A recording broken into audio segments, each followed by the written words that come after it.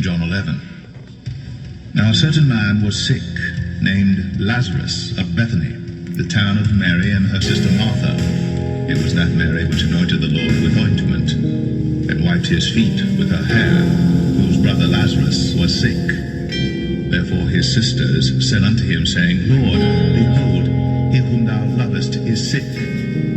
When Jesus heard that, he said, This sickness is not unto death, but for the glory of God, that the Son of God might be glorified thereby.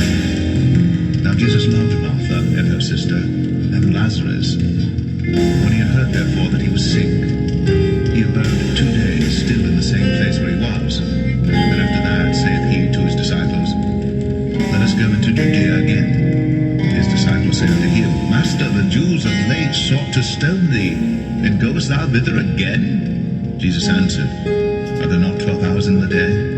If any man walk in the day, he stumbleth not, because he seeth the light of this world.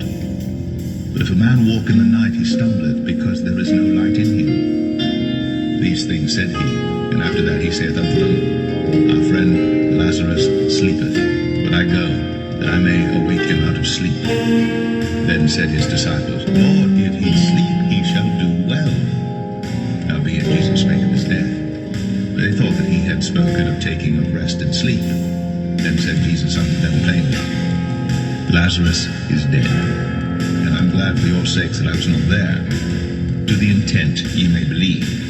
Nevertheless, let us go unto him.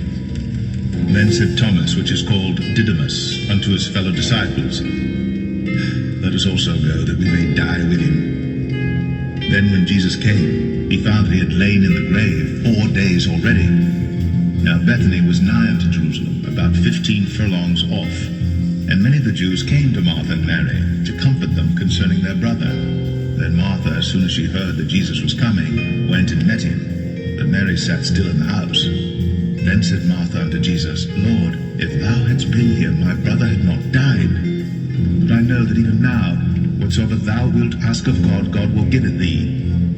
Jesus saith unto her, Thy brother shall rise again. Martha saith unto him, I know that he shall rise again in the resurrection of the last day.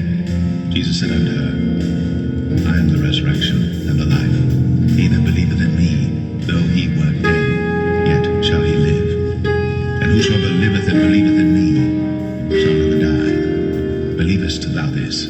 She saith unto him, Yea, Lord, I believe that thou art the Christ, the Son of God, which should come into the world.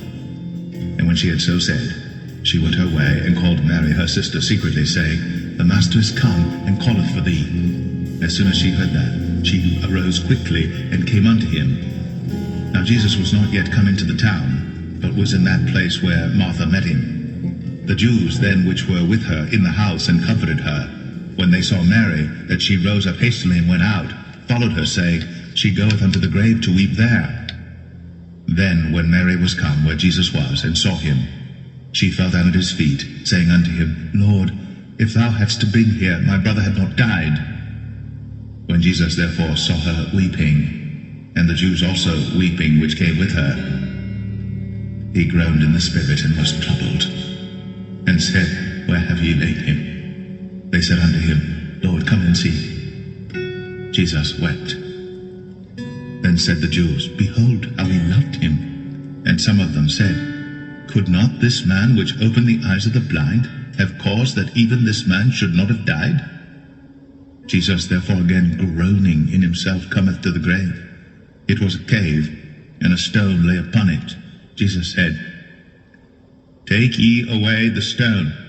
Martha, the sister of him that was dead, saith unto him, Lord, by this time he stinketh, for he hath been dead 4 days. Jesus saith unto her, Said I not unto thee that, if thou wouldst believe, thou shouldst see the glory of God? Then they took away the stone from the place where the dead was laid. And Jesus lifted up his eyes and said, Father, I thank thee that thou hast heard me, and I knew that thou hearest me always.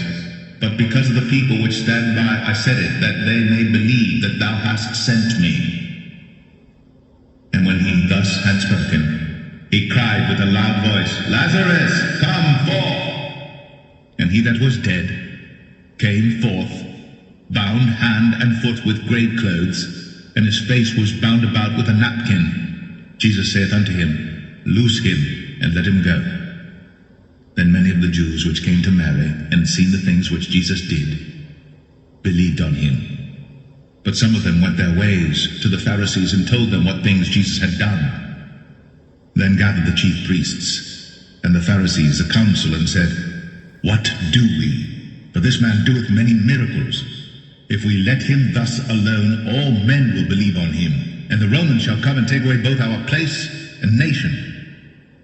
And one of them, named Caiaphas, being the high priest that same year, said unto them, Ye know nothing at all, nor consider that it is expedient for us that one man should die for the people, and that the whole nation perish not. And this spake he not of himself, but being high priest that year, he prophesied that Jesus should die for that nation, and not for that nation only, but that also he should gather together in one the children of God that were scattered abroad. Then from that day forth they took counsel together for to put him to death. Jesus therefore walked no more openly among the Jews, but went thence unto a country near to the wilderness, into a city called Ephraim, and there continued with his disciples.